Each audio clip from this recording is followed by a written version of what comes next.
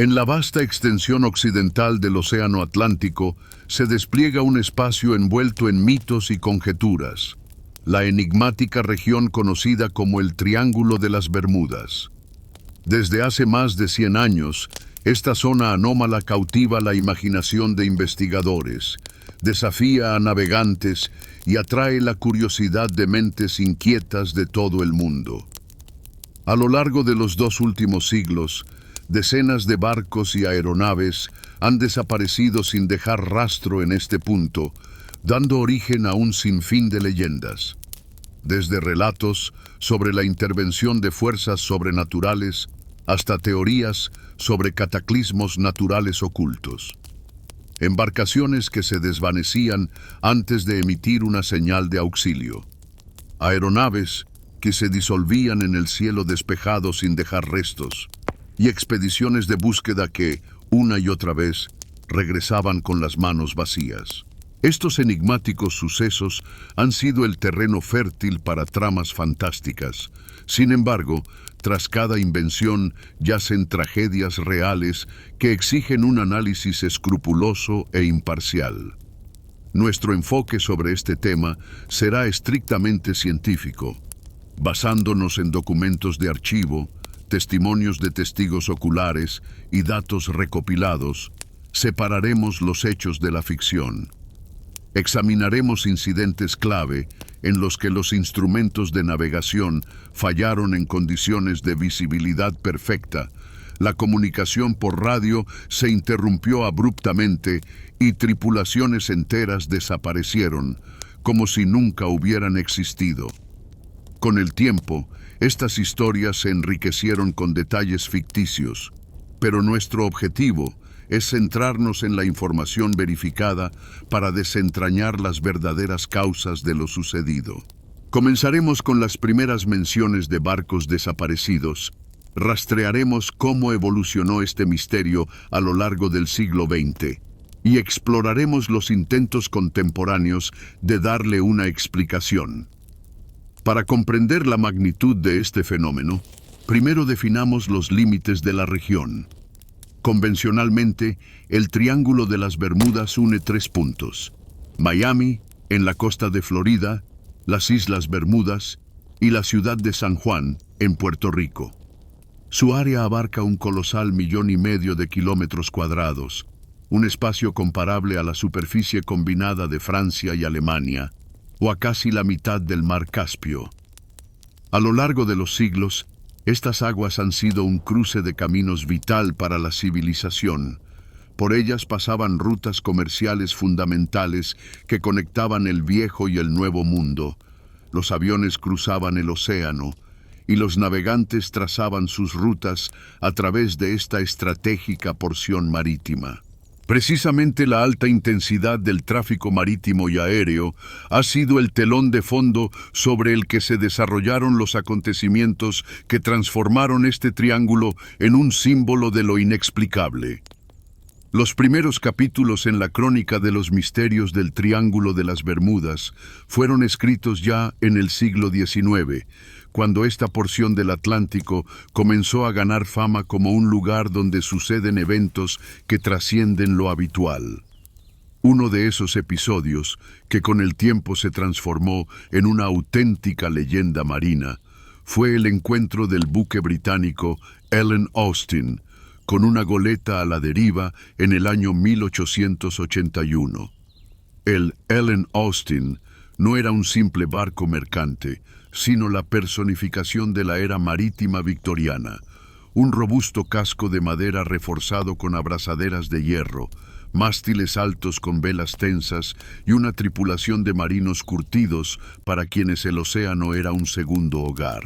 La idílica calma de un día claro, con el sol danzando sobre el agua serena y una suave brisa impulsando la embarcación con confianza, se vio alterada por un espectáculo inesperado. Directamente en su rumbo apareció una goleta, una embarcación de menor tamaño que se mecía sin rumbo sobre las olas. Sus velas pendían lacias, como si ninguna mano humana las hubiera tocado en mucho tiempo, y en la cubierta no se vislumbraba ni un alma.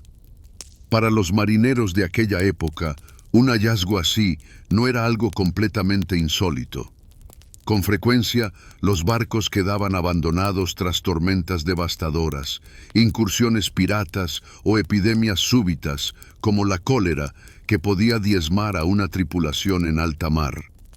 El buque encontrado podía convertirse en una presa legítima, una oportunidad para rescatar a supervivientes o una fuente de ganancias tras su remolque a puerto. Siguiendo la inmemorial ley del mar, el capitán del Ellen Austin ordenó enviar a varios marineros a bordo de la goleta. Tras arriar el bote salvavidas, se dirigieron hacia la misteriosa embarcación, cuyas amuras eran suavemente acariciadas por las tranquilas olas. Al subir por la escala de cuerda a la cubierta, los marinos quedaron asombrados por lo que vieron. La inspección reveló que la goleta se encontraba en un estado impecable. En su bodega yacía una carga intacta, posiblemente fardos de lana, cajas de tabaco o barriles de ron, cuidadosamente estibada y asegurada con cabos, como si la tripulación acabara de terminar una revisión antes de zarpar. Así, el estado inmaculado de la embarcación abandonada se convirtió en la pista más inquietante, transformando lo que parecía un golpe de suerte en el presagio de algo aterradoramente inexplicable. Incluso las velas que colgaban de los mástiles conservaban su integridad, los aparejos no presentaban signos de rotura y el timón, aunque rechinaba, giraba sin la menor resistencia. En las cabinas reinaba una atmósfera de vida súbitamente interrumpida. Sobre la mesa reposaba un libro abierto por la mitad. De un gancho colgaba un capote de lana y junto a una jarra de peltre descansaba una pipa de cobre con tabaco a medio fumar. Ni la menor señal de lucha, ni manchas de sangre, ni tablas rotas. La goleta parecía como si su tripulación hubiera abandonado la embarcación por propia voluntad, sin prisas, dejándolo todo en perfecto orden. El grupo de marineros del Ellen Austin permaneció en la embarcación encontrada para izar las velas y seguir a su propio barco. Al principio, la tarea parecía sumamente sencilla: tomar el control y escoltar la valiosa adquisición hasta el puerto más cercano, donde sería entregada a las autoridades o aguardaría una generosa recompensa. El tiempo era favorable y el cielo permanecía despejado.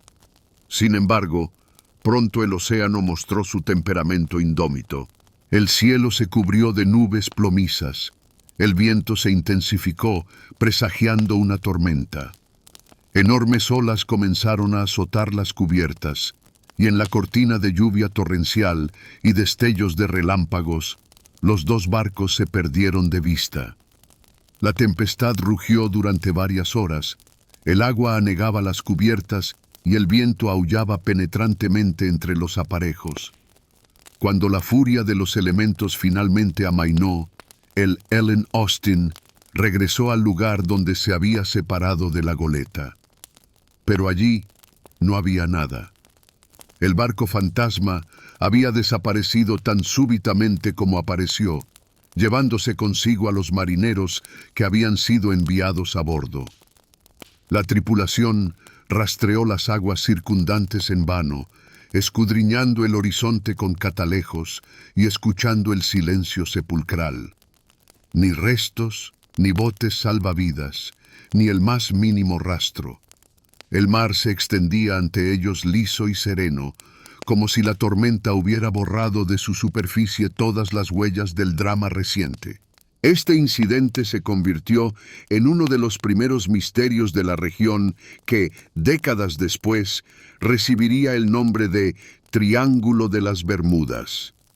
La historia del Ellen Austin alcanzó una amplia notoriedad solo en el año 1940, tras su publicación en un periódico.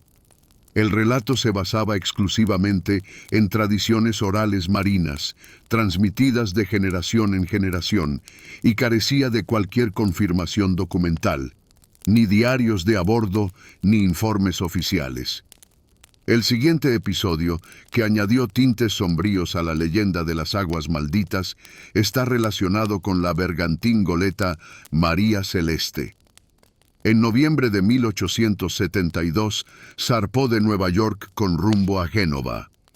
A bordo de la embarcación de 2 mástiles, construida en Canadá, se encontraban 10 personas: el capitán Benjamin Briggs, su esposa Sarah, su hija Sofía de 2 años y 7 marineros. En la bodega se había cargado alcohol desnaturalizado, destinado a clientes italianos. El 4 de diciembre, el buque británico Dei Gratia, que seguía la misma ruta hacia Gibraltar, encontró al María Celeste a la deriva a cientos de millas de las Islas Azores, cerca de los límites de lo que sería la futura zona anómala. El capitán del Dei Gratia, David Morehouse, quien conocía personalmente a Briggs, notó el movimiento errático de la bergantín goleta. Sus velas estaban izadas solo a la mitad y el timón oscilaba libremente. Al no recibir respuesta a sus señales, Morehouse envió a 3 marineros en un bote para inspeccionar la nave. Al subir a bordo, se encontraron con un vacío escalofriante. La tripulación había desaparecido sin dejar rastro. Sin embargo, el barco en sí se encontraba en excelentes condiciones. La carga en la bodega estaba intacta, a excepción de un barril roto. En la cabina del capitán quedaron los instrumentos de navegación, un mapa con la última marca del 25 de noviembre, la máquina de coser de Sara y los juguetes de su hija. Las literas de los marineros estaban cuidadosamente hechas y sus pertenencias personales no habían sido tocadas. La única pérdida fue el bote salvavidas, así como una brújula rota. En la bodega se había acumulado aproximadamente 1 metro de agua, pero esto no representaba una amenaza para la flotabilidad del buque, y las bombas estaban operativas. El Dei Gratia remolcó al María Celeste a Gibraltar, donde se inició una investigación oficial. Las autoridades británicas no encontraron rastros de violencia ni signos de epidemia.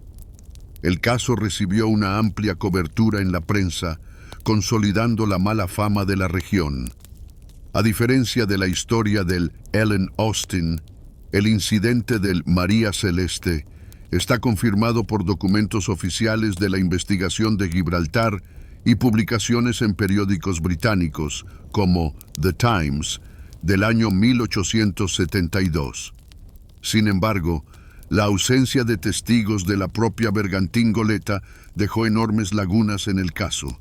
Se propusieron diversas versiones, desde el pánico por los vapores de alcohol hasta el miedo a un hundimiento.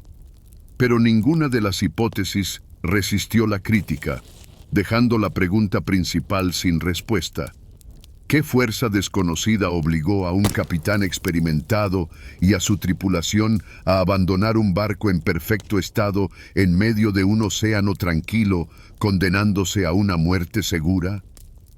La versión de que la tripulación abandonó la nave por un temor erróneo a un hundimiento se considera la más probable, especialmente si se tiene en cuenta la bomba desmontada que se encontró y la ausencia de cualquier otra amenaza obvia. Sin embargo, la verdadera solución permaneció para siempre en las profundidades del océano. Por delante nos espera la historia del Cyclops, un barco cuyo destino en el siglo XX abriría nuevas y aún más siniestras facetas del misterio del Triángulo de las Bermudas. En 1918, en pleno apogeo de la Primera Guerra Mundial, la desaparición del carbonero estadounidense Cyclops inscribió un nuevo capítulo en la sombría crónica de estas aguas. A diferencia de sus predecesores veleros, el Cyclops era un masivo vapor de acero, pero su desaparición resultó igual de inexplicable y repentina. Esta embarcación pertenecía a la Armada de los Estados Unidos de América y servía para el transporte de carbón y mineral. El vapor, de 165 metros de eslora, llevaba a bordo a 309 personas, marineros, oficiales y varios civiles, incluyendo al cónsul de los Estados Unidos en Río de Janeiro. El 4 de marzo de 1918, el Cyclops partió del puerto de Barbados con destino a Baltimore. Sus bodegas estaban cargadas de mineral de manganeso, una materia prima pesada y estratégicamente importante para la industria siderúrgica. El tiempo ese día era favorable, y el barco en sí, según una inspección reciente en el puerto, se encontraba en excelente estado técnico. La última vez que se vio al Cyclops fue cuando salía del puerto de Barbados. Durante los primeros días después de la partida, se mantuvo la comunicación por radio con la nave, pero luego se interrumpió de repente. No se recibió ninguna señal de socorro, ni mensajes sobre averías o empeoramiento de las condiciones meteorológicas. El barco simplemente desapareció en algún lugar de la ruta entre Barbados y la costa este de los Estados Unidos. Las operaciones de búsqueda comenzaron cuando el Cyclops no llegó a Baltimore en la fecha programada, el 13 de marzo. La Armada envió barcos y aviones para rastrear toda la ruta, pero no se logró encontrar el más mínimo rastro de la embarcación ni de las 309 personas a bordo. La investigación, iniciada por la Marina de los Estados Unidos, llegó a un callejón sin salida debido a la total ausencia de pruebas. El Cyclops era un buque fiable, construido en 1911, bajo el mando de un oficial experimentado, el teniente George Worley. Su origen alemán desató rumores de sabotaje, pero nunca encontraron confirmación fáctica. Los informes meteorológicos indicaban un clima estable en toda la ruta en marzo de 1918. La historia de la desaparición del Cyclops se conserva en los informes oficiales de la flota estadounidense y en publicaciones de prensa como The New York Times. Estos materiales, basados en datos de Barbados y los informes de la Marina, solo enfatizan el misterio de lo sucedido. Se propusieron varias hipótesis, desde una tormenta repentina no registrada por los meteorólogos, hasta un ataque de un submarino alemán cuya actividad en esa zona no fue confirmada. La versión más plausible es una falla técnica oculta, posiblemente una rotura del casco bajo el enorme peso del mineral, lo que provocó un hundimiento instantáneo. Casos como la desaparición del Cyclops dejaron solo un rastro de enigmas sin resolver. Cada uno de estos incidentes, desde los veleros del siglo XIX hasta los gigantes de acero del XX, se fue nutriendo de especulaciones, y las aguas del Atlántico se transformaron gradualmente en un repositorio de mitos. Las historias de barcos desaparecidos, transmitidas de boca en las tabernas portuarias, comenzaron a conformar una leyenda unificada, abarcando siglos y continentes. Algunos incluso recordaban los diarios de Cristóbal Colón, quien en 1492 supuestamente observó extrañas luces en el cielo y fallos en la brújula cerca de las Islas Bahamas. Aunque las misteriosas luces probablemente eran fuegos de San Telmo, una descarga eléctrica común que aparece en los mástiles durante las tormentas, en el contexto de los futuros eventos, incluso este fenómeno natural comenzó a adquirir un matiz siniestro.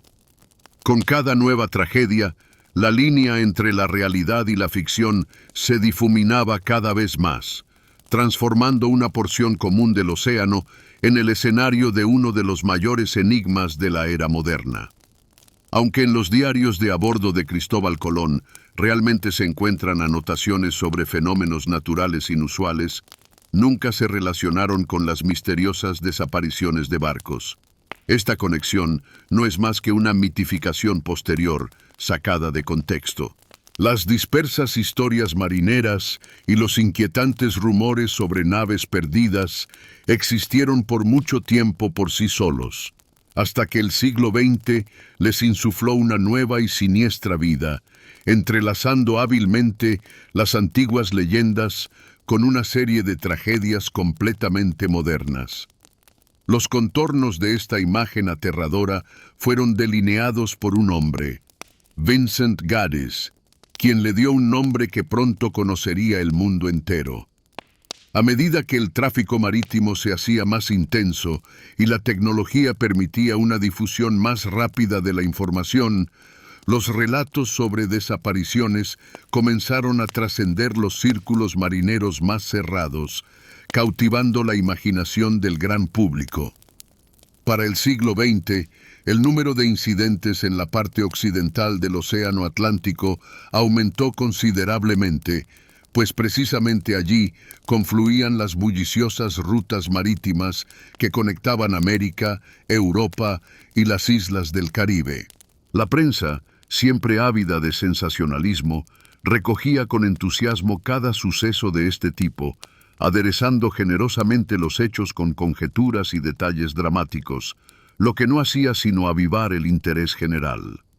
Sin embargo, el punto de inflexión decisivo en esta historia llegó más tarde, cuando una persona logró agrupar estos relatos fragmentados en una visión integral y darle un nombre que se grabaría para siempre en la memoria de millones.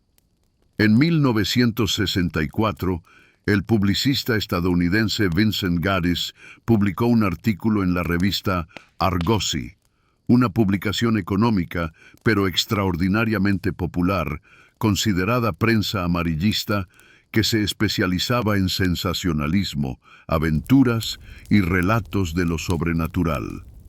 El artículo llevaba el llamativo título de El Triángulo Mortal de las Bermudas, y fue precisamente este el que popularizó dicho término.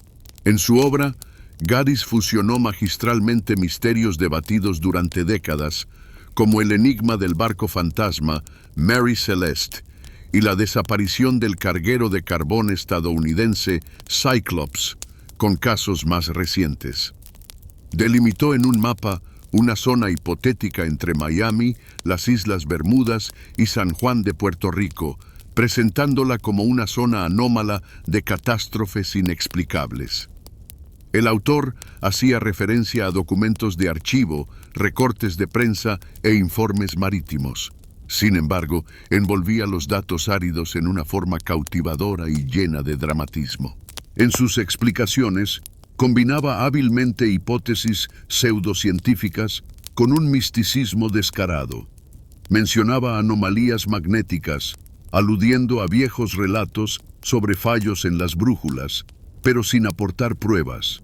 Hablaba de tormentas repentinas y corrientes submarinas traicioneras, pero al mismo tiempo admitía la intervención de fuerzas extraterrestres o energías misteriosas, lo que cautivó especialmente a la audiencia lectora.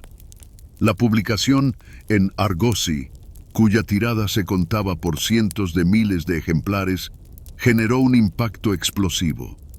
La idea de un misterioso sector del océano cautivó las mentes de la gente, convirtiéndose en objeto de acalorados debates. Gaddis, en esencia, no inventó estas historias, simplemente actuó como su genial sistematizador, quien dotó a los rumores dispersos de un nombre sonoro, límites geográficos precisos y una leyenda fascinante. Su obra sirvió de catalizador para la escritura de numerosos libros y artículos, y el término Triángulo de las Bermudas se propagó velozmente por todo el mundo. Un año después, en 1965, el escritor amplió el tema en el libro Horizontes Invisibles, añadiendo a su colección aún más casos enigmáticos y consolidando la imagen del fenómeno en la cultura popular. Si bien sus obras se basaban en eventos reales, la propensión del autor a la exageración y a las insinuaciones no probadas sobre lo sobrenatural pone en entredicho el valor científico de sus planteamientos. Para mediados del siglo XX, la siniestra reputación de estas aguas se afianzó aún más, ya que ahora no solo desaparecían barcos, sino también aeronaves, expandiendo los límites del misterio a la nueva era de la aviación. Uno de los incidentes más sonados que inscribió para siempre esta región acuática en los anales de los fenómenos inexplicables fue la desaparición del vuelo 19 en 1945. 5 bombarderos de la Marina estadounidense y un avión de rescate enviado en su búsqueda se desvanecieron sin dejar rastro en el aire, dejando tras de sí solo fragmentos de comunicaciones por radio y nuevas interrogantes.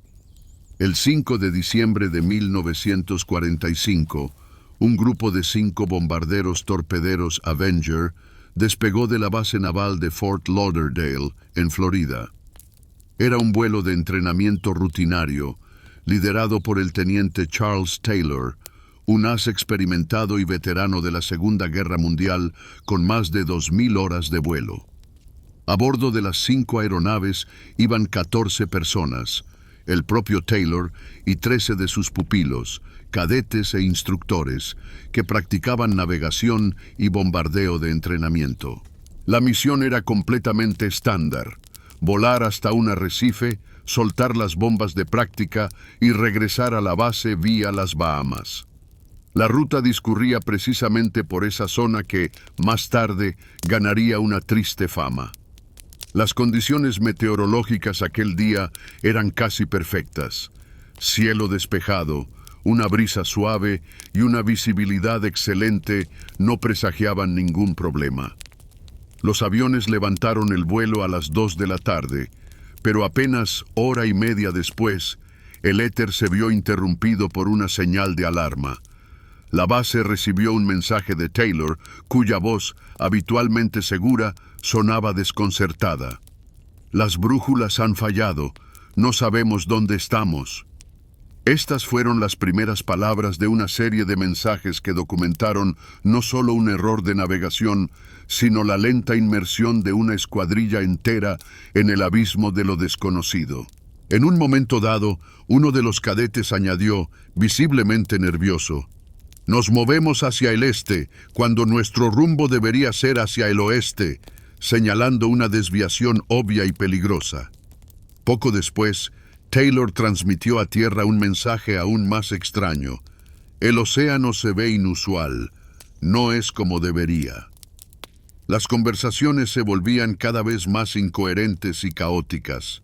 Los pilotos informaban de una pérdida total de orientación espacial, y eso a pesar de que el sol aún estaba alto en el horizonte. A las 16:25, los controladores registraron la última frase, que desprendía desesperación: «Estamos entrando en aguas blancas. Estamos completamente perdidos». Aguas blancas es un término profesional que suele describir las crestas espumosas de las olas durante una tormenta, pero en condiciones de tiempo despejado, esta expresión sonaba siniestra e inexplicable. Inmediatamente después, la comunicación por radio con la escuadrilla se interrumpió para siempre. Todos estos mensajes fueron confirmados por grabaciones de audio de la base, aunque las fuertes interferencias y la superposición de las voces de los pilotos hicieron que algunas frases fueran casi ininteligibles. En la base, reaccionaron de inmediato. A las 18:20, un hidroavión Martin Mariner despegó con 13 personas a bordo. Era una potente aeronave, especialmente equipada para operaciones de búsqueda y rescate de larga duración, con una enorme reserva de combustible. Apenas 20 minutos después, la tripulación del Mariner informó de su llegada a la supuesta zona de búsqueda, pero poco después su señal de radio también se silenció. Esa misma noche, las fuerzas navales de Estados Unidos desplegaron una de las operaciones de búsqueda más extensas en tiempo de paz. Más de 20 barcos y 250 aviones peinaron una superficie de más de 300.000 millas cuadradas, pero no lograron encontrar ni un solo rastro de las 27 personas desaparecidas. La investigación, iniciada por la Armada, comenzó al día siguiente. Los expertos analizaron minuciosamente las grabaciones de las conversaciones, el estado técnico de los aviones y los informes meteorológicos. Se determinó que todos los Avenger se encontraban en perfecto estado antes del despegue y tenían los tanques de combustible llenos. La principal sospecha recayó sobre el comandante de la escuadrilla, Charles Taylor, quien, según una de las versiones, pudo haber confundido por error las Bahamas con la costa de Florida y haber desviado a su grupo hacia el océano abierto. Sin embargo, esta hipótesis no explicaba la falla simultánea de las brújulas en las 5 aeronaves. En cuanto al Martin Mariner, la causa más probable de su desaparición fue una explosión de vapores de combustible. La tripulación del buque mercante Gaines Mills informó de un destello brillante en el cielo aproximadamente a la misma hora, pero no se encontraron restos en el lugar de la supuesta explosión. El tiempo en la zona permaneció estable y las afirmaciones de los radioaficionados sobre la interceptación de señales nunca fueron confirmadas. La versión oficial de la Armada establecía que los Avenger se perdieron debido a un fallo en el equipo de navegación y, al agotar el combustible, se estrellaron en el océano, mientras que el hidroavión de rescate explotó en el aire. Pero esta formulación seca no podía satisfacer al público. Los periódicos de los años 50, impulsados por la creciente popularidad del concepto del Triángulo de las Bermudas, proponían las teorías más fantásticas, desde una misión secreta para probar una nueva arma hasta un vuelo de reconocimiento sobre el Caribe.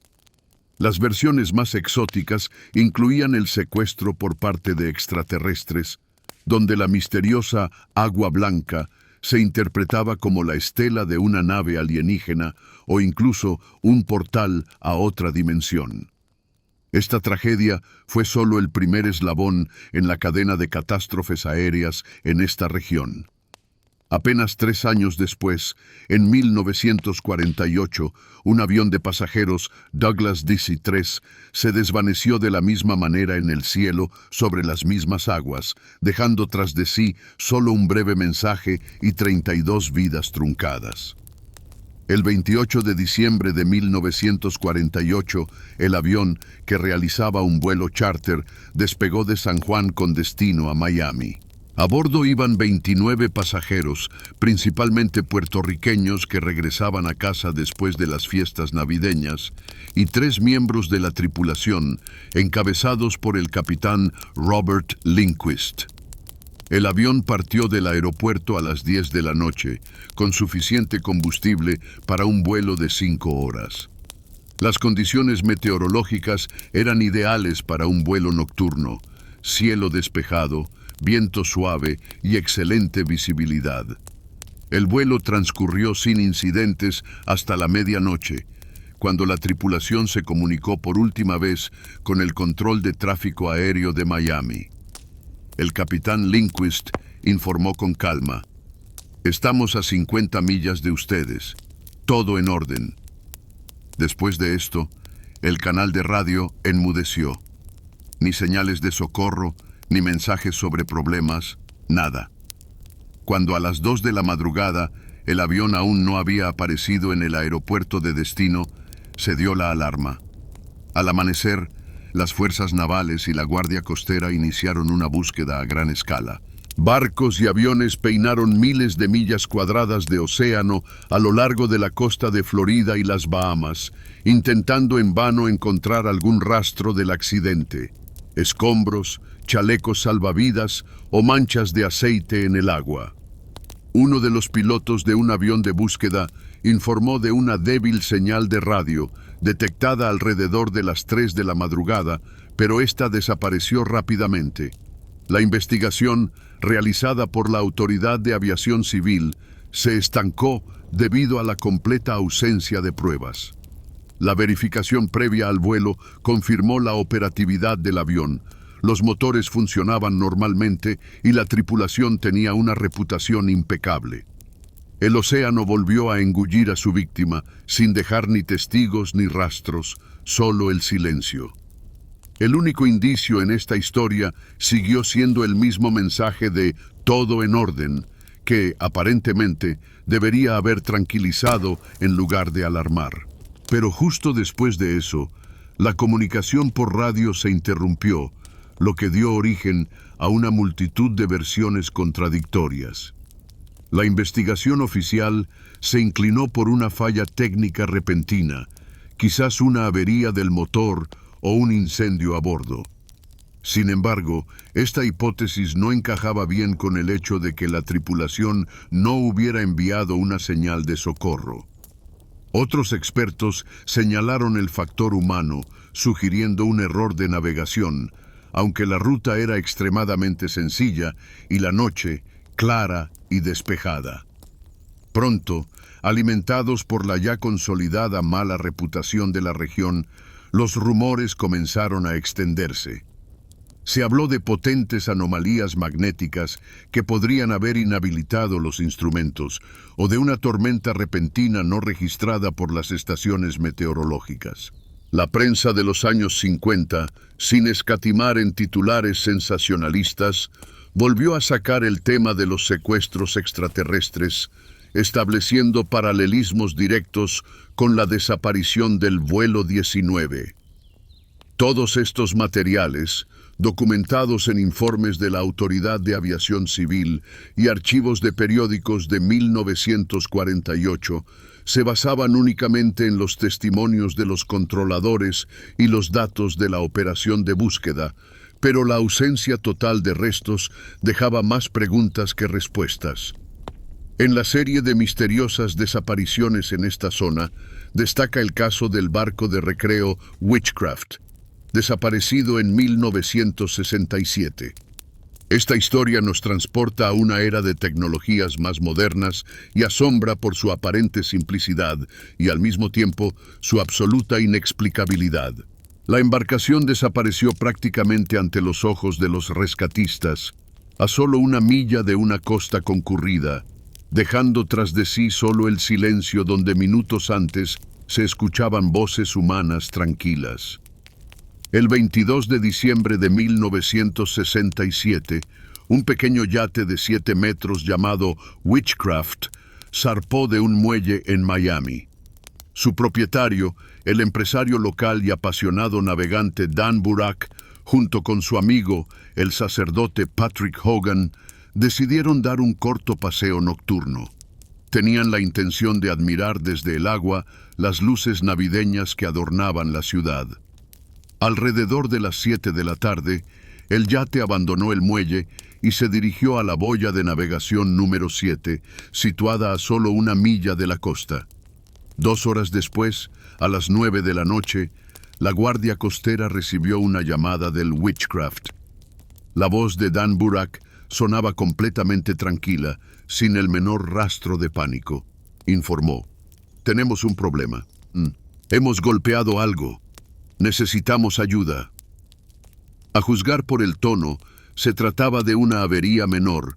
Quizás la hélice se había enganchado en un arrecife o algún desecho flotante. Burak indicó claramente su ubicación junto a la boya número 7 y pidió que enviaran un remolque. El controlador aseguró que la ayuda llegaría en 20 minutos y para facilitar la búsqueda pidió que lanzaran una bengala de señalización, a lo que el propietario del yate accedió. La lancha de la Guardia Costera llegó a la boya indicada exactamente a las 9 horas y 19 minutos, es decir, solo 19 minutos después de la llamada. El mar estaba en calma, la visibilidad era excelente y a lo lejos brillaban intensamente las luces de Miami. Sin embargo, el yate no se encontraba en el lugar. Los rescatistas no encontraron absolutamente ningún rastro, ni bengalas de señalización, ni restos, ni manchas de aceite en el agua. La operación de búsqueda se amplió de inmediato a 200 millas cuadradas, involucrando barcos y aviones, pero todo fue en vano. La embarcación, que se encontraba a un paso de la costa, se evaporó en cuestión de minutos. La investigación de este incidente se topó con el vacío más absoluto. El yate Witchcraft se encontraba en óptimas condiciones técnicas y estaba equipado con todos los medios de salvamento necesarios, incluyendo una balsa inflable y chalecos, de los que Burak y Hogan por alguna razón no llegaron a hacer uso. La profundidad en la zona de la boya era de apenas unos 5 metros, lo que descartaba la posibilidad de un rápido hundimiento sin una tormenta de gran envergadura. La radiocomunicación funcionaba sin problemas. Testigos en tierra confirmaron haber visto las luces del yate poco antes de las 9 de la noche, pero tras ese instante, éstas se desvanecieron. No se había registrado la existencia de arrecifes peligrosos ni obstáculos submarinos en esa área. La versión oficial de la Guardia Costera sugería que el yate pudo haberse hundido rápidamente debido a una vía de agua oculta, pero la ausencia total de restos ponía en tela de juicio esta hipótesis. Los marineros locales hablaban de una fuerte corriente capaz de arrastrar la embarcación hacia la corriente del Golfo. Sin embargo, esto no explicaba una desaparición tan fulminante. Por supuesto, no faltaron las teorías místicas sobre abducciones alienígenas y súbitos vórtices submarinos. Así se escribió un capítulo más en la Crónica de los Misterios Marinos, uno que demostró que, incluso en la era de los radares y las comunicaciones depuradas, el océano aún sabe cómo guardar sus secretos. Durante siglos, las misteriosas desapariciones en el océano Atlántico han desafiado la razón humana, obligando a buscar explicaciones en la propia naturaleza de estas aguas engañosas. La siniestra reputación del Triángulo de las Bermudas, convertido en el epicentro de innumerables tragedias navales y aéreas, lo ha transformado en un escenario donde el pensamiento científico ha librado una batalla contra los mitos. Una de las primeras hipótesis racionales, respaldada por datos concretos, fue la teoría sobre las anomalías magnéticas. Nuestro planeta está envuelto en un escudo de fuerza invisible, el campo geomagnético, generado por la circulación de hierro fundido en el núcleo terrestre.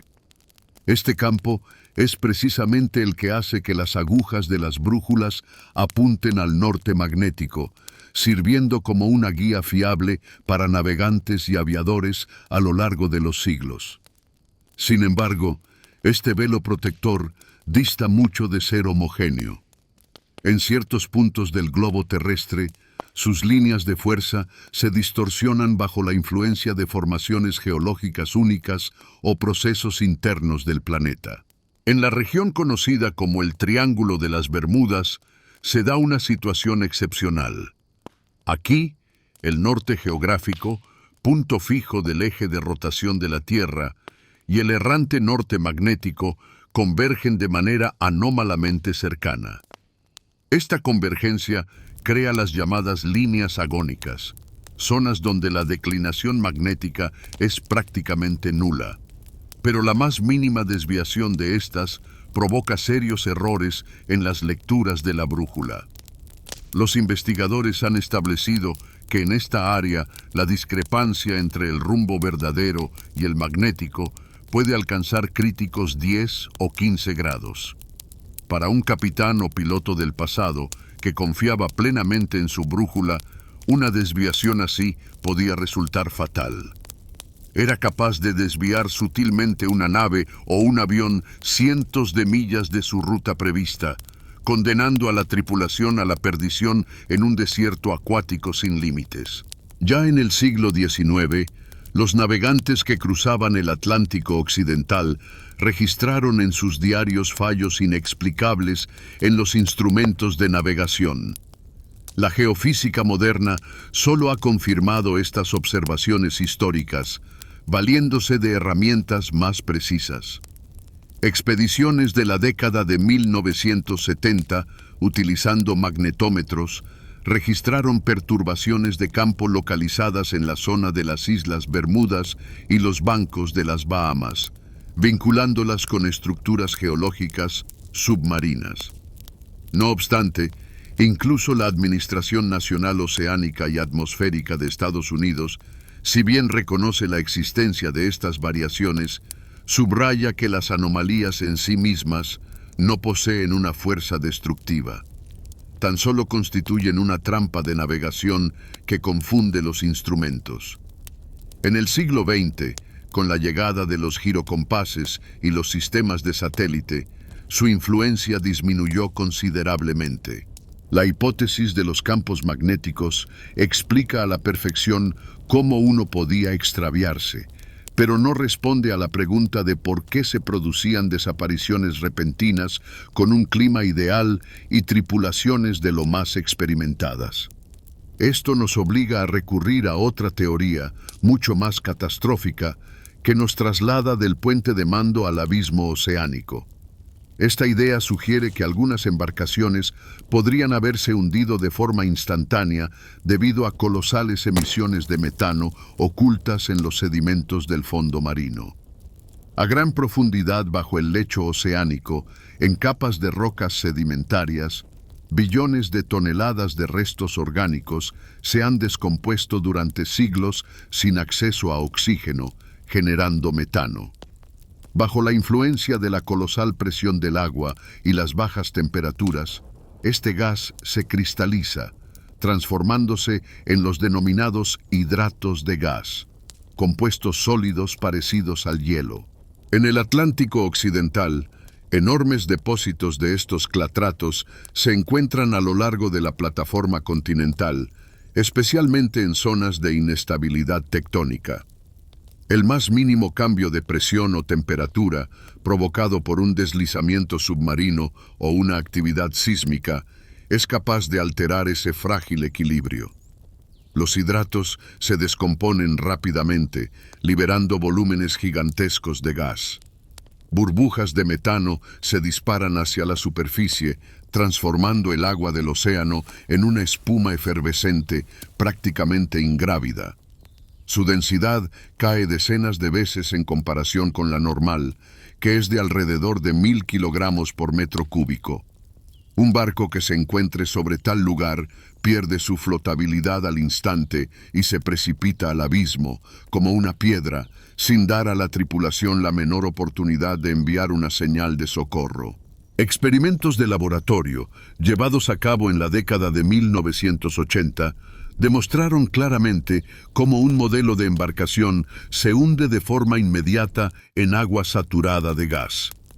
Los aviones también son vulnerables a esta amenaza. Al ascender desde el agua, la columna de metano alcanza la altura de vuelo, alterando drásticamente la composición de la atmósfera. Si entra en el motor, la mezcla rica en metano interrumpe el proceso de combustión del combustible, lo que puede provocar su parada o incluso una explosión. Además, la potentísima turbulencia que acompaña a la emisión es capaz de desestabilizar el vuelo y destruir la estructura del avión. Las investigaciones geológicas de la década de 1990 confirmaron tanto la presencia de extensos campos de hidratos de gas cerca de las Islas Bahamas como la existencia en el fondo marino de cráteres gigantes, testigos silenciosos de antiguos cataclismos gaseosos. Y mientras la ciencia sopesa las pruebas, persiste la pregunta capital: ¿qué es más aterrador? ¿Desviarse lentamente de la ruta, dándose cuenta del error demasiado tarde, o desaparecer en un instante, sin siquiera tener tiempo de comprender qué fue exactamente lo que te llevó a la perdición?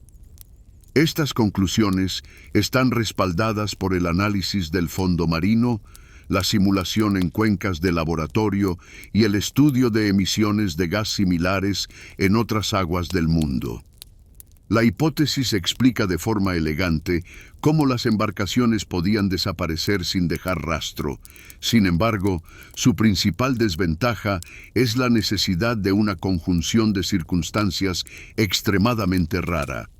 Una emisión catastrófica debe ocurrir en el lugar exacto y en el momento preciso, justo bajo la quilla del barco que pasa.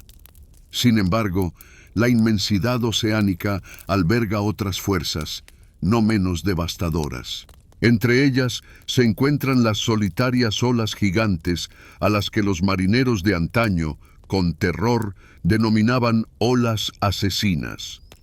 Estas montañas acuáticas espontáneas, capaces de elevarse hasta una altura de 30 metros, nos transportan de la geología abisal a la dinámica del propio océano, ofreciendo una explicación distinta para las catástrofes repentinas. Estas olas nacen donde potentes corrientes y fuertes vientos colisionan, superponiéndose y multiplicando exponencialmente su energía. Surgiendo prácticamente de la nada, superan en altura entre 2 y hasta 3 veces las olas más grandes de una tormenta ordinaria. La superficie marina, aparentemente en calma, es capaz de engendrar una pared de agua tan abrupta en cuestión de minutos. Durante mucho tiempo, sus relatos se consideraron meras leyendas marinas, hasta que en el año 1995, un satélite registró un hecho irrefutable frente a las costas de Noruega, una ola de 25 metros de altura. En el Atlántico Occidental se dan las condiciones ideales para su formación. Allí convergen corrientes cálidas y frías de direcciones opuestas, y los vientos que soplan desde el continente entran en conflicto con las corrientes oceánicas. Estudios contemporáneos confirman que, debido a esta compleja hidrodinámica, la probabilidad de encontrarse con una ola asesina es considerablemente mayor aquí que en muchas otras regiones del océano global. Los pocos afortunados que han sobrevivido a un encuentro con tal monstruo lo describen como una experiencia sobrecogedora. Uno de los marineros, en la década de 1970, rememoraba cómo frente a la costa de Florida su embarcación fue engullida por una ola comparable en altura a un edificio de 10 pisos. La nave se escoró hasta el límite crítico, pero resistió, aunque toda la cubierta quedó completamente arrasada. Estos testimonios, junto con los trabajos científicos de la década de los 90, basados en mediciones satelitales y datos de boyas, señalan el poder oculto del océano, capaz de quebrar cascos de acero o arrastrar instantáneamente embarcaciones al fondo. Aunque una masa de agua tan colosal explique la catástrofe en sí, no responde a la pregunta clave: ¿a dónde desaparecen todos los rastros? La respuesta podría residir en la corriente del Golfo, un potente río oceánico que se desplaza a una velocidad de hasta 8 kilómetros por hora, arrastrando consigo todo lo que cae bajo su dominio. Esta hipótesis muestra cómo la propia naturaleza pudo borrar metódicamente cualquier indicio, dejando tras las tragedias solo un vacío ensordecedor. La corriente del Golfo nace en las aguas del Golfo de México y se precipita a lo largo de la costa oriental de Norteamérica, erigiéndose como la fuerza dominante de la región. Frente a las costas de Florida, su anchura alcanza los 100 kilómetros y su profundidad los 800 metros. Cada segundo transporta millones de metros cúbicos de agua cálida, cuya temperatura llega a los 25 grados, creando un invisible, pero imparable, transportador. Cuando un barco o un avión sufre un percance en su zona de influencia, la corriente del Golfo se convierte en el principal adversario de los equipos de rescate. Los restos, las balsas salvavidas e incluso las manchas de petróleo son arrastrados por la corriente y transportados decenas de kilómetros en apenas unas horas. Un objeto que caiga al océano cerca de la costa de Florida puede encontrarse apenas 24 horas después a 700 kilómetros al norte, frente a las costas de Carolina del Norte. Esto convierte las operaciones de búsqueda en una empresa casi inútil. Para cuando llega la ayuda, todas las evidencias de la tragedia han sido arrastradas mucho más allá del horizonte o succionadas a las profundidades por los potentes vórtices que se forman en los límites de la corriente. Los oceanógrafos, ya en la década de 1980, demostraron la increíble velocidad de esta corriente con la ayuda de boyas a la deriva. De este modo, la corriente del Golfo, sin ser la causa de las pérdidas, se convierte en su cómplice más fiel, ocultando sus consecuencias. Sin embargo, la inmensidad oceánica alberga otras fuerzas, no menos devastadoras. Entre ellas se encuentran las solitarias olas gigantes, a las que los marineros de antaño, con terror, denominaban olas asesinas. Estas montañas acuáticas espontáneas, capaces de elevarse hasta una altura de 30 metros, nos transportan de la geología abisal a la dinámica del propio océano, ofreciendo una explicación distinta para las catástrofes repentinas. Estas olas nacen donde potentes corrientes y fuertes vientos colisionan, superponiéndose y multiplicando exponencialmente su energía. Surgiendo prácticamente de la nada, superan en altura entre 2 y hasta 3 veces las olas más grandes de una tormenta ordinaria. La superficie marina, aparentemente en calma, es capaz de engendrar una pared de agua tan abrupta en cuestión de minutos. Durante mucho tiempo, sus relatos se consideraron meras leyendas marinas, hasta que en el año 1995, un satélite registró un hecho irrefutable frente a las costas de Noruega, una ola de 25 metros de altura. En el Atlántico Occidental se dan las condiciones ideales para su formación. Allí convergen corrientes cálidas y frías de direcciones opuestas, y los vientos que soplan desde el continente entran en conflicto con las corrientes oceánicas. Estudios contemporáneos confirman que, debido a esta compleja hidrodinámica, la probabilidad de encontrarse con una ola asesina es considerablemente mayor aquí que en muchas otras regiones del océano global. Los pocos afortunados que han sobrevivido a un encuentro con tal monstruo lo describen como una experiencia sobrecogedora. Uno de los marineros, en la década de 1970, rememoraba cómo frente a la costa de Florida su embarcación fue engullida por una ola comparable en altura a un edificio de 10 pisos. La nave se escoró hasta el límite crítico, pero resistió, aunque toda la cubierta quedó completamente arrasada. Estos testimonios, junto con los trabajos científicos de la década de los 90, basados en mediciones satelitales y datos de boyas, señalan el poder oculto del océano, capaz de quebrar cascos de acero o arrastrar instantáneamente embarcaciones al fondo. Aunque una masa de agua tan colosal explique la catástrofe en sí, no responde a la pregunta clave: ¿a dónde desaparecen todos los rastros? La respuesta podría residir en la corriente del Golfo, un potente río oceánico que se desplaza a una velocidad de hasta 8 kilómetros por hora, arrastrando consigo todo lo que cae bajo su dominio. Esta hipótesis muestra cómo la propia naturaleza pudo borrar metódicamente cualquier indicio, dejando tras las tragedias solo un vacío ensordecedor. La corriente del Golfo nace en las aguas del Golfo de México y se precipita a lo largo de la costa oriental de Norteamérica, erigiéndose como la fuerza dominante de la región. Frente a las costas de Florida, su anchura alcanza los 100 kilómetros y su profundidad los 800 metros. Cada segundo transporta millones de metros cúbicos de agua cálida, cuya temperatura llega a los 25 grados, creando un invisible pero imparable transportador.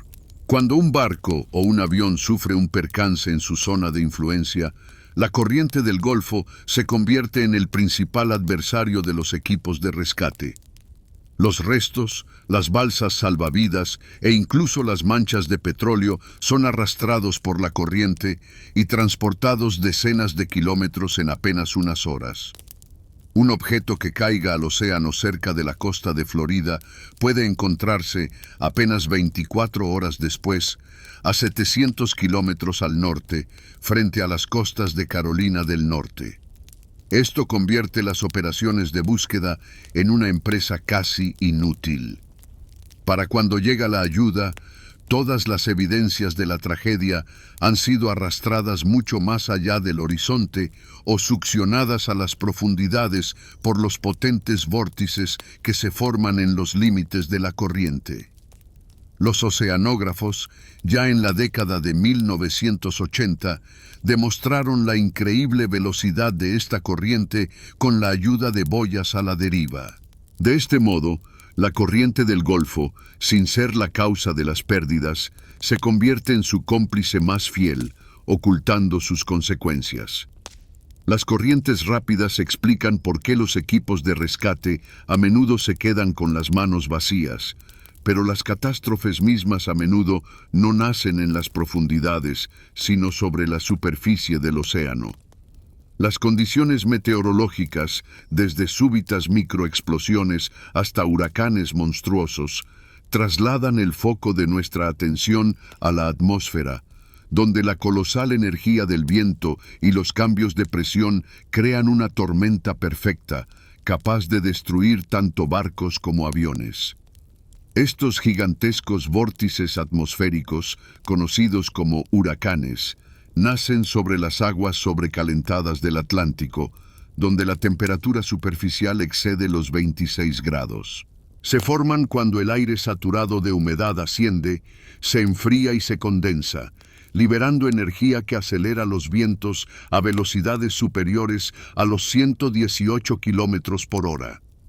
Así, sobre el océano, nace una fuerza elemental cuya ciega furia no distingue entre tierra y mar, transformando las rutas marítimas habituales en una arena para la desesperada lucha por la supervivencia. En la tristemente célebre zona entre Florida y las islas del Caribe, la temporada de huracanes se extiende desde junio hasta noviembre, alcanzando su punto álgido en septiembre. Los archivos de la Administración Nacional Oceánica y Atmosférica guardan incontables testimonios de su aplastante poder. Así, en el año 1969, el huracán Camille arremetió contra la costa de Mississippi con vientos que alcanzaron los 300 kilómetros por hora, rompiendo buques de acero como si fueran cerillas y arrojando sobre la tierra olas de 7 metros de altura. Tormentas de esta magnitud son capaces no solo de hundir barcos, sino también de desviar de su curso a aviones que vuelan a baja altura, especialmente si estos se adentran en la zona de ráfagas más violentas. Sin embargo, la atmósfera encierra otra amenaza, menos masiva, pero no por ello menos insidiosa: las microexplosiones. Este fenómeno se produce dentro de las nubes de tormenta, cuando masas de aire frío se desploman súbitamente, golpeando la superficie a una velocidad de hasta 160 kilómetros por hora. A diferencia de los huracanes, su acción es local y abarca solo unos pocos kilómetros, pero toda su fuerza destructiva se concentra en un solo punto. Los anales meteorológicos guardan un caso ilustrativo de 1982, cuando una microexplosión frente a la costa de Florida arrancó de su ancla a un gran yate y en cuestión de minutos lo arrojó a tierra. Otra tragedia, registrada en 1978 cerca de las Islas Bahamas, narra cómo un pesquero se hundió bajo un súbito impacto de viento, a pesar de que los pronósticos no anunciaban tormentas. Para la aviación, las microexplosiones representan un peligro particular debido a los bruscos cambios en los flujos de aire. Los pilotos que se ven atrapados en una zona así durante el despegue o el aterrizaje se enfrentan a una pérdida de altura repentina y catastrófica. Solo en la década de 1980, los meteorólogos aprendieron a registrar estos fenómenos mediante radares Doppler, descubriendo la frecuencia con la que aparecen en los meses cálidos a lo largo de la costa atlántica. Y, aún así, incluso los pronósticos meteorológicos más precisos no siempre pueden predecir fenómenos atmosféricos más sutiles, perceptibles únicamente desde una vasta altura.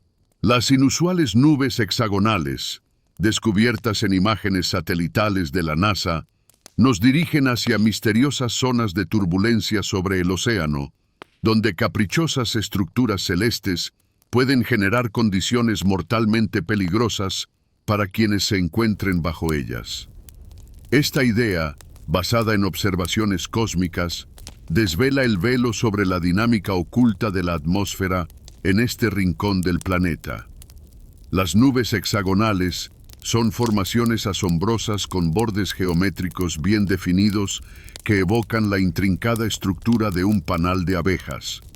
Se originan por un proceso de convección, donde el aire frío desciende hacia las capas atmosféricas inferiores y más cálidas, justo sobre el agua. A diferencia de las caóticas aglomeraciones tormentosas, estas estructuras adoptan una forma regular gracias a una distribución equilibrada de los flujos ascendentes y descendentes. La instrumentación de la NASA, en particular el satélite Terra, con su espectro radiómetro MODIS, ha registrado estas nubes en numerosas ocasiones sobre el Atlántico Occidental. Imágenes capturadas en 1992 sobre las Bahamas revelaron vastos campos de estas celdas, con diámetros que oscilaban entre los 30 y los 80 kilómetros. Los meteorólogos sugieren que estas nubes generan potentes corrientes de aire descendentes que, al chocar con la superficie oceánica, pueden provocar vientos de hasta 160 kilómetros por hora y levantar olas de hasta 14 metros de altura. Estudios de radar recientes, realizados en la década de 2010, han confirmado que en esta región, estas zonas de turbulencia surgen con mucha más frecuencia durante los meses cálidos, cuando la diferencia de temperatura entre el agua y el aire alcanza su punto álgido. Para las embarcaciones, estas condiciones suponen una amenaza directa. Un chubasco repentino puede voltear fácilmente una pequeña nave o desviar de su rumbo a una de mayor envergadura.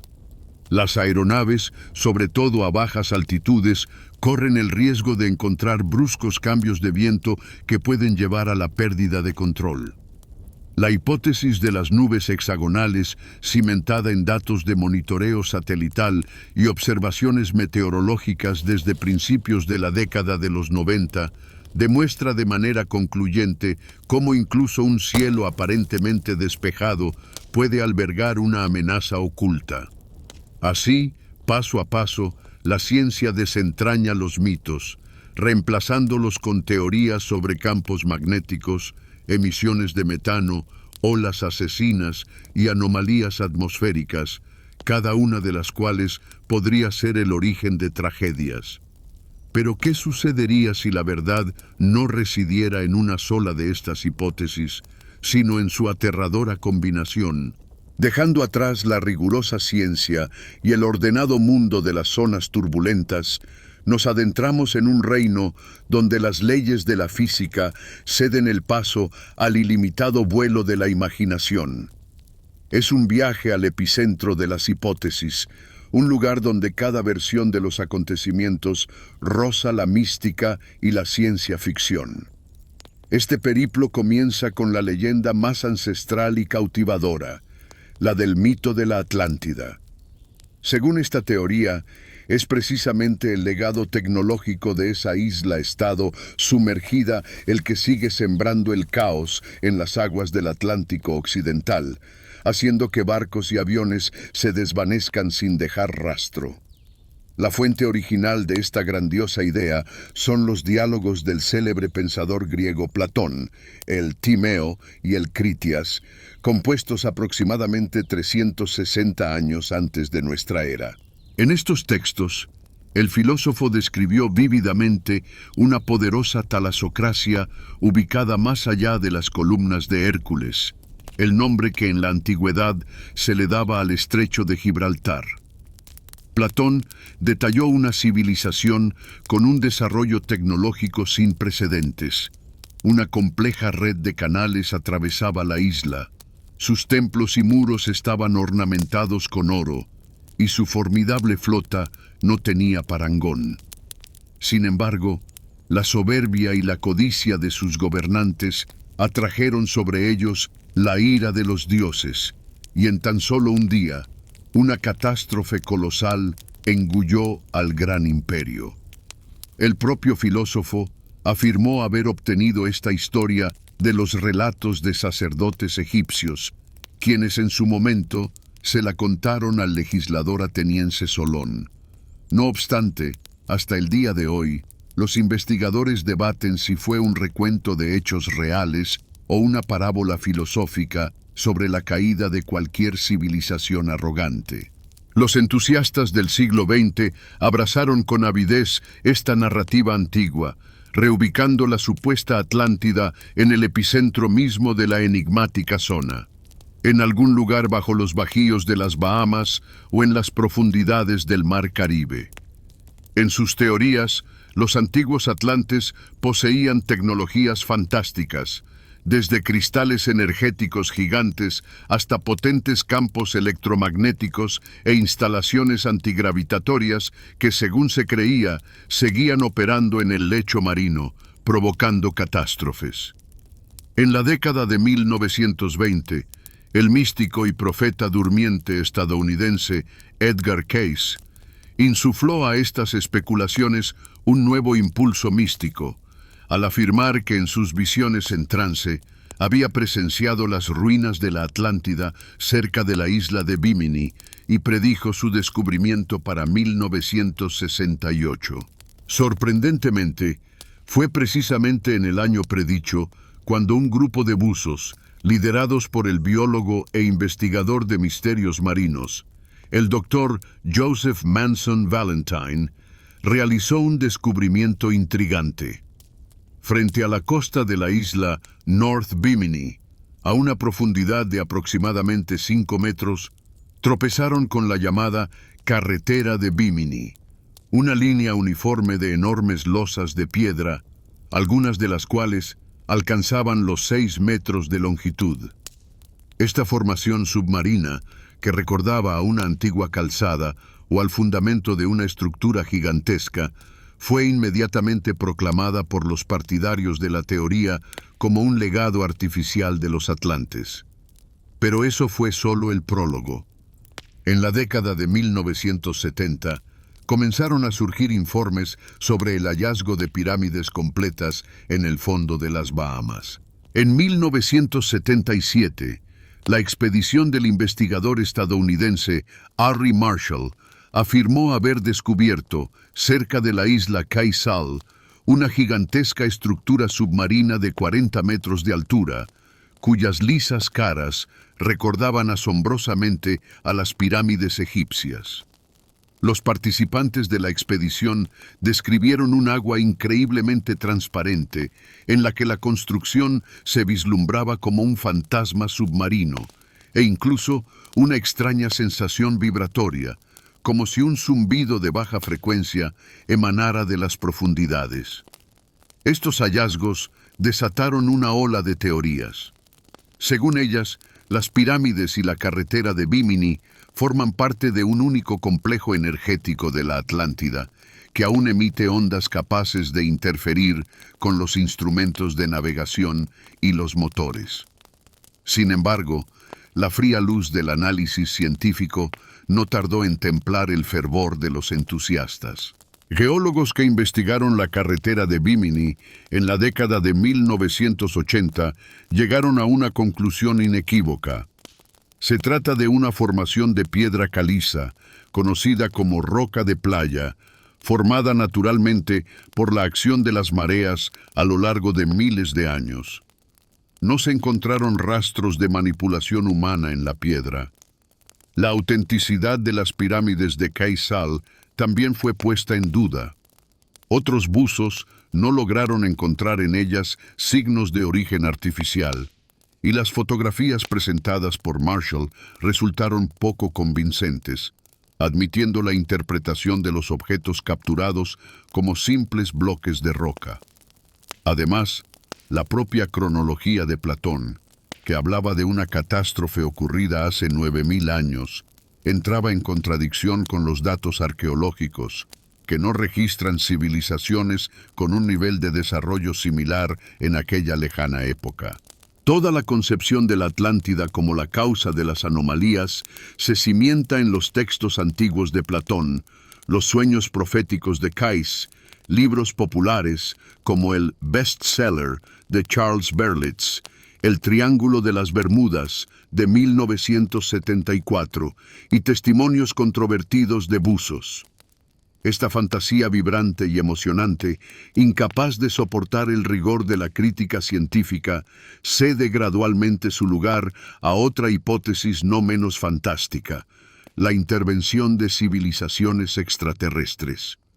La idea de la implicación alienígena en los misterios del Atlántico Occidental comenzó a cristalizar a mediados del siglo XX, en un contexto de creciente ola de desapariciones inexplicables. Ya para la década de 1950, en la prensa popular comenzaron a aparecer reportajes sobre avistamientos de extrañas esferas luminosas, objetos con forma de disco y aparatos voladores no identificados sobre el océano.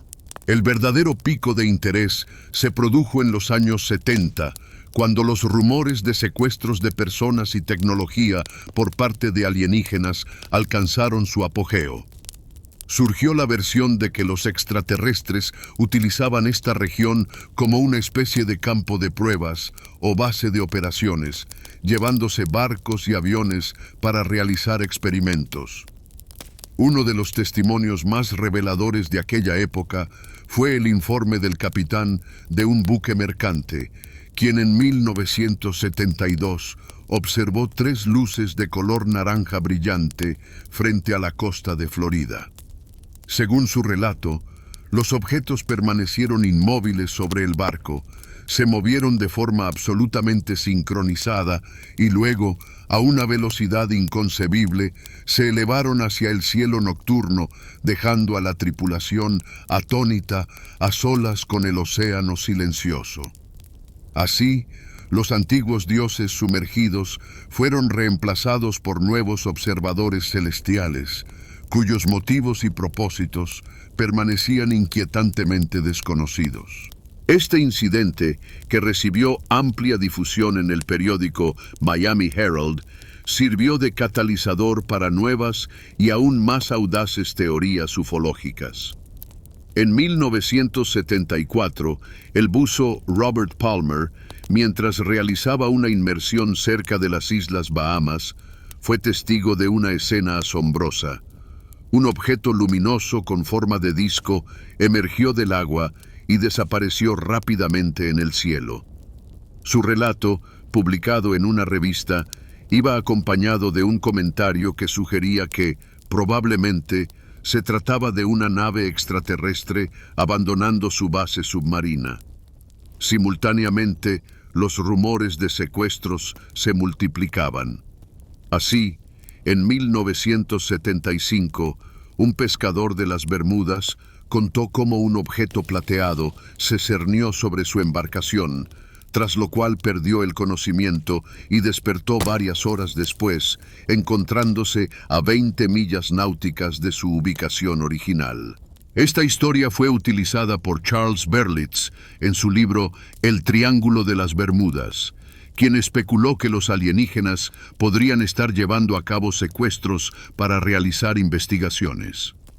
Otro testimonio surgió en 1976 de un piloto de avión privado. Relató haber observado sobre el océano un gigantesco objeto triangular que emitía una luz brillante y se movía a una velocidad antinatural antes de desaparecer instantáneamente.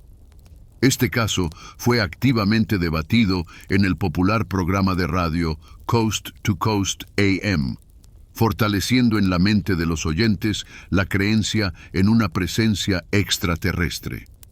Estas narrativas se entrelazaban orgánicamente con la idea de la existencia de bases submarinas alienígenas.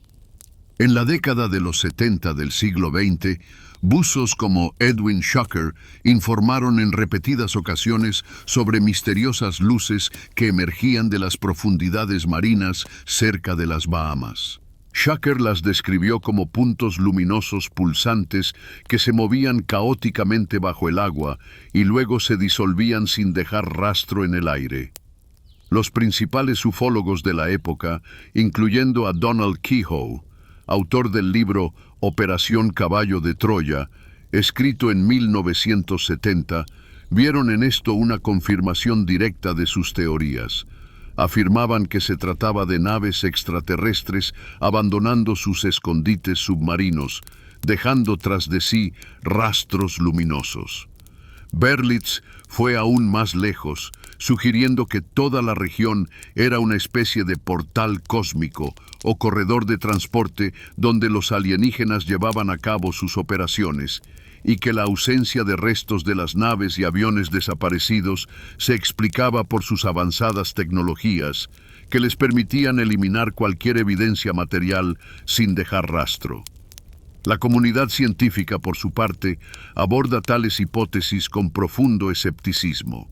Ni la NASA, ni las fuerzas navales de Estados Unidos, a pesar de décadas de observaciones desde la década de 1950, han registrado ninguna prueba material de actividad extraterrestre en esta área. Larry Kusche, en su revelador libro El Triángulo de las Bermudas, un misterio resuelto, publicado en 1975, desglosó metódicamente tales casos, señalando que las esferas luminosas podrían haber sido meteoros, rayos globulares o un fenómeno atmosférico raro conocido como fuegos de San Telmo. Las historias de secuestros las explicaba como invenciones conscientes o fenómenos psicológicos, como la desorientación en condiciones de estrés. Los escépticos enfatizan que los radares y sistemas satelitales modernos nunca han confirmado la presencia de objetos en la región que demuestren un comportamiento antinatural, y todos los testimonios siguen siendo solo historias no confirmadas. Así, la teoría de la intervención extraterrestre continúa viviendo solo en las páginas de los libros de Berlitz, en las publicaciones de ufólogos como John Keel y Donald Keyhoe, y en los relatos orales de los testigos de los años 70, pero sin una sola prueba material, sigue siendo solo una fascinante suposición de ciencia ficción. Esta versión nos conduce a la siguiente idea, no menos intrigante, la hipótesis de las anomalías temporales, que sugiere que en esta región las leyes del tiempo mismo podrían distorsionarse, arrastrando barcos y aviones a otras épocas o dimensiones. Uno de los casos clave que sustentó esta teoría fue el misterioso vuelo de Bruce Gernon, ocurrido el 6 de diciembre de 1970. Gernon, un piloto y empresario estadounidense, despegó del aeropuerto de la isla de Andros, en las Bahamas, con destino a Palm Beach, Florida, en su pequeña avioneta. Con él a bordo iban su padre y un socio de negocios. En total, 3 personas. La ruta de 100 millas náuticas discurría sobre la misma parte occidental del Atlántico, ya cubierta de sombrías leyendas. El despegue tuvo lugar a las 2 de la tarde con un clima perfecto, un cielo azul claro, viento suave y excelente visibilidad. Gernon calculaba un vuelo estándar de 40 minutos, llevando a bordo 3 horas de combustible de reserva y un equipo de instrumentos de navegación estándar. A los pocos minutos de despegar, y tras haber alcanzado una altitud de 3.000 metros, el piloto divisó una formación nubosa inusual frente a sí. Adoptaba la forma de un túnel gris perfecto, con paredes claramente definidas y serpenteantes, en cuyo interior destellaban ráfagas de luz. Según su testimonio, esta formación, de aproximadamente 10 millas de diámetro, era tan densa y regular que parecía artificial. Decidido a sortear el extraño fenómeno, Gernon inició una maniobra, pero, según su descripción, la nube comenzó a moverse por sí misma, como si quisiera engullir la aeronave. Enseguida, se encontró inmerso en ella. La visibilidad cayó instantáneamente a cero y todos los instrumentos, brújulas, altímetro, radio, dejaron de funcionar. Sus agujas comenzaron a girar de forma caótica.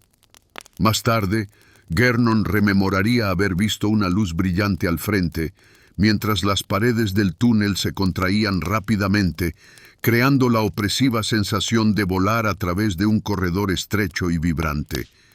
Pero lo más increíble sucedió después.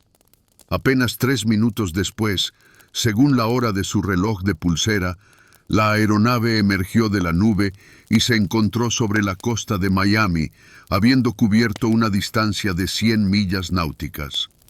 El espacio aéreo sobre una gran ciudad se encontraba desierto. Los radares de los controladores no lo detectaban y él, a su vez, no divisaba ninguna otra aeronave.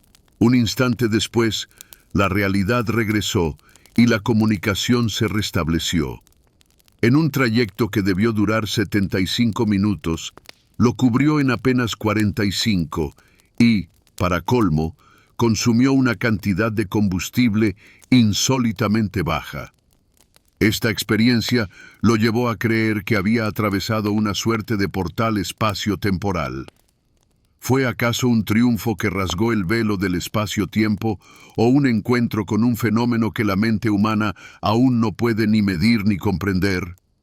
Un viaje que, según todos los cálculos, debería haber durado 45 minutos, se completó en apenas 27, y los sistemas de a bordo registraron un consumo de combustible notablemente inferior al previsto.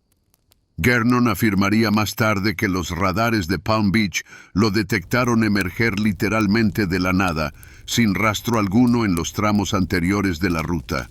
Bautizó este fenómeno como la niebla electrónica y formuló la hipótesis de que había sido partícipe de una anomalía temporal, un salto que lo transportó a través del espacio a una velocidad que desafía las leyes de la física.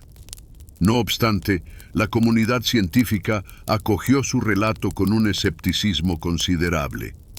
Los meteorólogos, al analizar el caso de Gernon, sugirieron la presencia de un fenómeno atmosférico infrecuente. Pudo tratarse de una forma particular de turbulencia o de una ilusión óptica, como la superrefracción, donde capas de aire con densidades distintas distorsionan la percepción visual de la distancia. Organismos oficiales, como la NASA y la Administración Nacional Oceánica y Atmosférica, no registraron anomalía temporal alguna en esa región. Las fallas en los instrumentos de a bordo se atribuyeron a perturbaciones magnéticas locales o a una simple avería electrónica de la aeronave. Físicos teóricos, entre ellos Stephen Hawking, quienes estudiaron la posibilidad de la existencia de desgarros en el continuo espacio-tiempo, señalaron que su creación requeriría energías comparables a las de los agujeros negros, algo que por supuesto no se encuentra en esta región del Atlántico. Una revisión de los registros archivados del servicio de radar de Palm Beach del año 1970 tampoco corroboró la aparición súbita de la aeronave. Es probable que Gernon, bajo un estado de estrés, estimara erróneamente el tiempo transcurrido o los detalles de la ruta. Su relato perduró en su propio libro, La Niebla, publicado en 1979, así como en las obras de Berlitz y Keel, quienes interpretaron este incidente como una evidencia de la existencia de portales temporales. Sin embargo, ante la ausencia de pruebas científicas, registros objetivos de instrumentos, testimonios independientes o cualquier rastro físico, esta versión no pasa de ser una fantasía cautivadora, pero indemostrable. Ahora bien, dejando atrás el reino de las hipótesis, nos adentraremos en el universo de los hechos y las cifras para discernir si la región occidental del Atlántico realmente constituye algo singular en el mapa del océano mundial. El Triángulo de las Bermudas ha cimentado desde hace tiempo la reputación de ser un lugar donde navíos y aeronaves se desvanecen con una frecuencia anómala, Sin embargo, las estadísticas imparciales nos permiten observar esta problemática desde una perspectiva completamente distinta. La comparación con otras regiones marítimas de riesgo, como el Triángulo del Dragón en el Pacífico, el Cabo Hatteras o la Isla Sable, nos ayuda a evaluar objetivamente si este sector oceánico es verdaderamente excepcional o si su lúgubre fama no es más que el eco de mitos resonantes y una elevada intensidad de tráfico. El Triángulo de las Bermudas, en sí mismo, abarca una extensión aproximada de 1,5 millones de kilómetros cuadrados, desplegándose entre la costa de Florida, las Islas Bermudas y Puerto Rico. Durante el siglo XX, según datos de la Administración Nacional Oceánica y Atmosférica y la Guardia Costera de Estados Unidos, se registraron allí la desaparición de cerca de 50 grandes embarcaciones y 20 aeronaves. Esta cifra engloba tanto casos de amplia notoriedad como la pérdida del buque de carga Cyclops en 1918, como incidentes de menor resonancia involucrando a pequeñas embarcaciones que se extraviaron en medio de tempestades. Cada año, miles de navíos atraviesan esta zona y se efectúan cientos de vuelos que conectan los puertos de Miami, San Juan y Bermudas, lo que la convierte en uno de los cruces marítimos más transitados del Atlántico. Para establecer una comparación, volvamos nuestra mirada a su contraparte en el Pacífico, el Triángulo del Dragón, ubicado frente a la costa sudeste de Japón, entre las islas de Honshu, Okinawa y Guam. Su superficie ronda los 600,000 kilómetros cuadrados, y en el mismo siglo XX, los archivos marítimos de Japón contabilizan alrededor de 40 embarcaciones desaparecidas, incluyendo 5 buques de guerra esfumados durante ejercicios en 1952, y el barco de investigación Kaiyo Maru número 5 en 1954. Aquí rugen tifones con vientos de hasta 200 kilómetros por hora y se encuentran volcanes submarinos que forman parte del anillo de fuego del Pacífico. Estas condiciones configuran un escenario no menos, y a veces incluso más, inhóspito que el del Triángulo de las Bermudas. Otras zonas de riesgo también exhiben estadísticas impactantes. El Cabo Hatteras, frente a la costa este de Estados Unidos, apodado el Cementerio del Atlántico, ha sido escenario de más de 1,000 naufragios en los últimos 400 años, desde veleros del siglo XVII hasta petroleros del XX, como el Esso Greensboro, que se hundió durante una tormenta en 1942. La Isla Sable, situada a 600 kilómetros de la costa de Canadá, ha engullido cerca de 350 embarcaciones en 300 años debido a sus traicioneros bajíos y densas nieblas, cobrándose, entre otras, la vida del vapor Manhattan en 1906.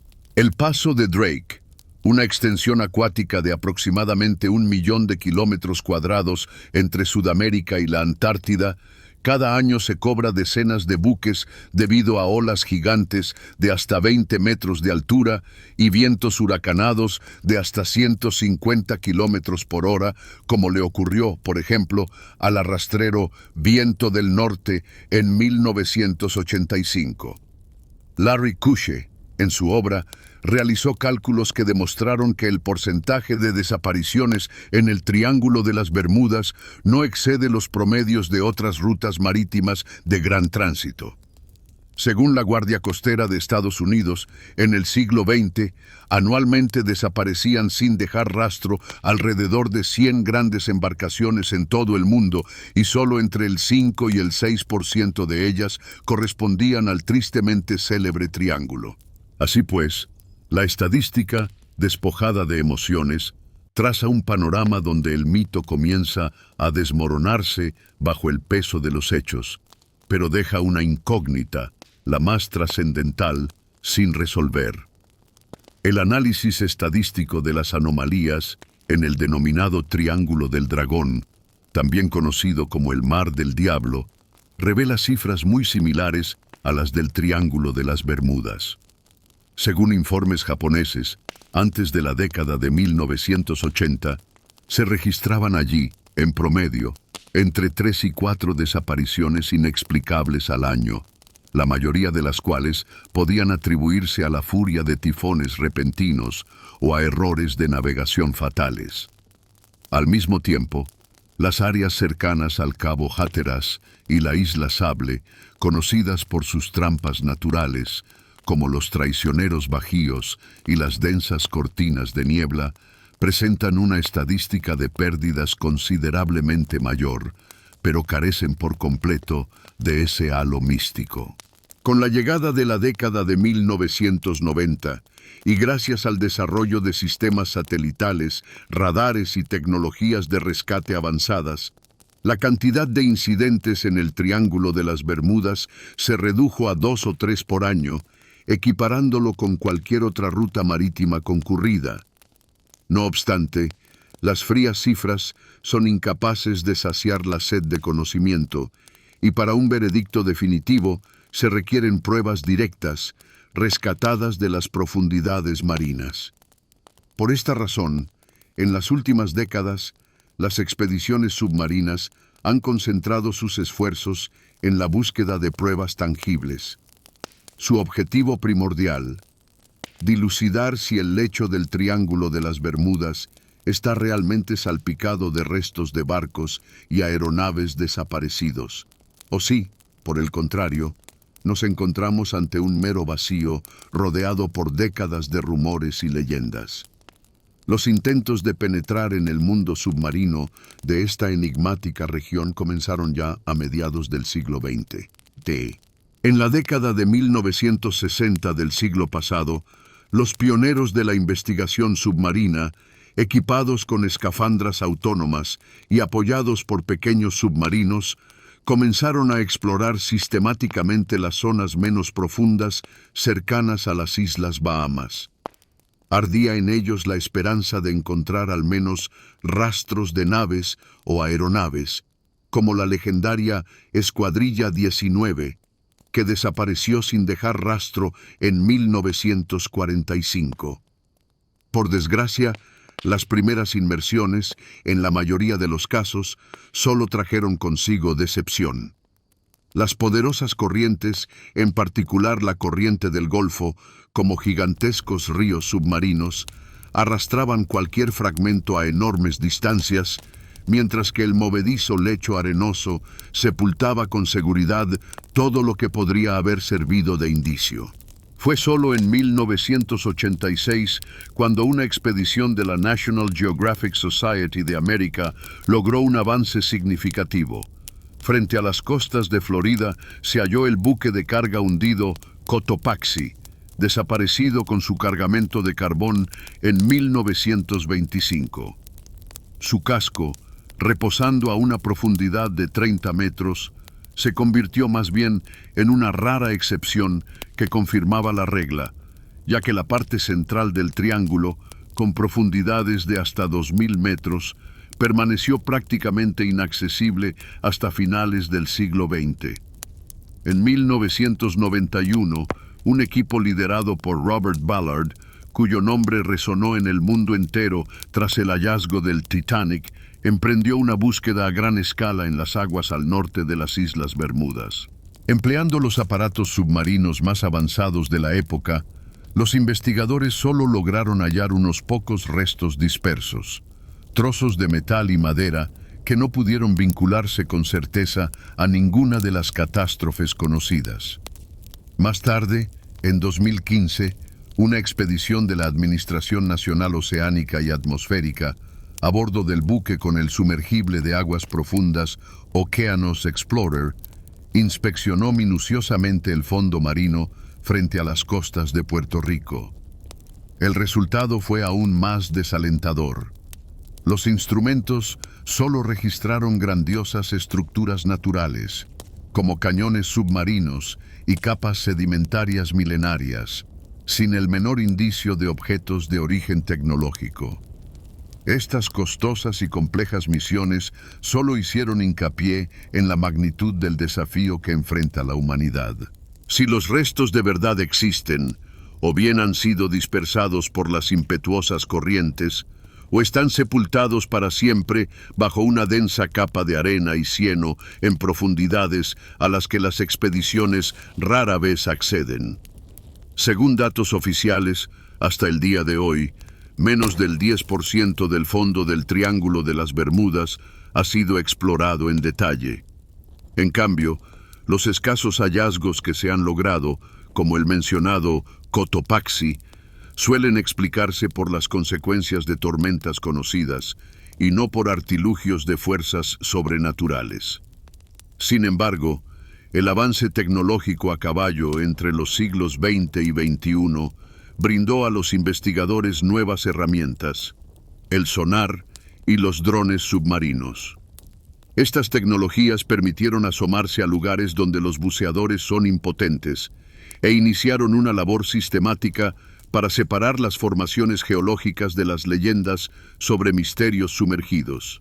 El sonar, o navegación acústica, que utiliza los principios de la ecolocalización para cartografiar el fondo marino, comenzó a emplearse para la búsqueda de objetos sumergidos ya en la década de los 80. En 1987, una expedición en las cercanías de las Islas Bahamas, utilizando un sonar de barrido lateral, descubrió a 100 metros de profundidad los restos del avión Douglas DC-3, desaparecido en 1948. Sin embargo, tales éxitos fueron contados. Con mucha más frecuencia, como ocurrió en 1995 cerca de San Juan, el sonar solo registraba desoladas planicies arenosas. En 2001, los investigadores canadienses Paul Weinsweig y Pauline Salitsky, empleando sonar frente a las costas de Cuba, anunciaron el hallazgo de estructuras simétricas a una profundidad de 700 metros, lo que generó una nueva ola de rumores. No obstante, el análisis posterior de los geólogos reveló que estas formaciones son rocas volcánicas naturales. Uno de los hallazgos más célebres y que más han agitado la imaginación fueron las losas de piedras submarinas cerca de la isla de Bimini Norte, conocidas como la Carretera de Bimini. Fueron observadas por primera vez por el buceador Joseph Manson Valentine en 1968, y las investigaciones con sonar de la década de los 80 confirmaron sus impresionantes dimensiones. Las losas, de hasta 6 metros de largo, forman una franja de aproximadamente 700 metros de extensión a una profundidad de tan solo 5 metros. Los entusiastas vieron inmediatamente en esto vestigios artificiales de una antigua civilización, pero la conclusión científica del Servicio Geológico, publicada en 1997, fue categórica.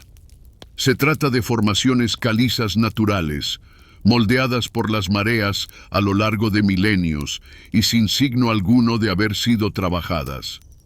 La aparición de los drones submarinos amplió aún más los horizontes de la búsqueda. En 2014, una expedición con el dron Hércules examinó el lecho marino frente a Florida, descubriendo a 40 metros de profundidad los restos del buque City of Washington, hundido en 1926. 2 años después, en 2016, los drones exploraron el área al norte de las Bermudas, donde registraron ciertos fragmentos metálicos, pero su origen sigue sin esclarecerse. Podrían ser tanto basura común como partes de cargamentos antiguos. Finalmente, en 2018, los drones volvieron a inspeccionar la carretera de Bimini, confirmando de manera definitiva su origen natural.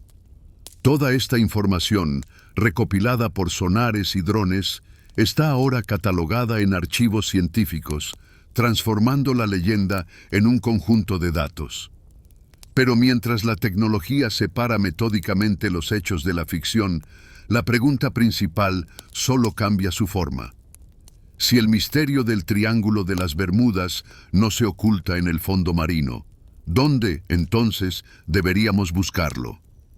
El veredicto definitivo de los investigadores es categórico. Cualquier hallazgo en esta enigmática extensión marítima se reduce a vestigios de naufragios de inaudita rareza con un historial documentado o bien a elementos de origen puramente natural. Cuando la especulación cede el paso a los hechos irrefutables de la majestuosa y sobrecogedora leyenda del Triángulo de las Bermudas, solo quedan jirones. La ciencia ha ofrecido respuestas concluyentes a la mayoría de las incógnitas, pero ¿hay cabida en ellas para nuevos, aún más intrigantes misterios? Un examen más detenido de las cifras que rodean esta enigmática zona las despoja por completo de su aura mística. El análisis estadístico demuestra de forma irrefutable que el número de desapariciones en el Triángulo no excede en absoluto los índices de cualquier otra región del océano mundial con tráfico marítimo intenso. Numerosas expediciones submarinas, equipadas con la tecnología más puntera, han revelado que el lecho marino es, en su mayor parte, una llanura desierta, no un cementerio de naves y aeronaves. Según los datos de la Administración Nacional Oceánica y Atmosférica y la Guardia Costera de los Estados Unidos, alrededor del 80% de todos los incidentes registrados encuentran su prosaica explicación en los partes meteorológicos, los informes de errores humanos o las fallas técnicas. Tormentas súbitas y feroces, fallos fatales en los instrumentos de navegación y averías críticas del equipo son los verdaderos artífices de la mayoría de las tragedias, sin dejar espacio para teorías fantásticas. Ya en el siglo pasado, el investigador Larry Kusche, en su obra fundamental, demostró de forma convincente que la siniestra reputación de esta región es un mito hábilmente construido, cimentado en publicaciones sensacionalistas y flagrantes distorsiones de los hechos. Los datos contemporáneos no hacen sino confirmar esta conclusión. A partir de la década de 1990, gracias al desarrollo de la navegación por satélite y las comunicaciones por radio fiables, el número de incidentes se ha reducido a apenas 2 o 3 casos por año. Y sin embargo, incluso el escepticismo más riguroso se ve obligado a admitir que no todas las preguntas han encontrado respuesta. Varias desapariciones aún permanecen sin explicación, y las profundidades colosales, que en algunos puntos alcanzan los 3.000 metros, siguen guardando celosamente sus secretos, pues a día de hoy solo se ha explorado detalladamente una ínfima parte del lecho marino.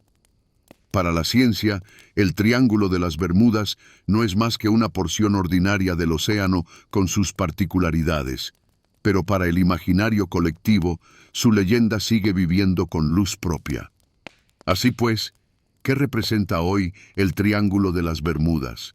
¿Un mero punto geográfico en el mapa, desmitificado por la ciencia, o un eterno símbolo de que en nuestro mundo racional siempre habrá cabida para lo inexplicable?